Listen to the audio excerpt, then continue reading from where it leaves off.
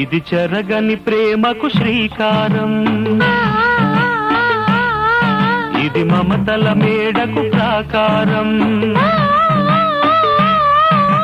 పండిన కలలకు శ్రీరస్తు, పసుపు కుంకుమకు శుభమస్తు,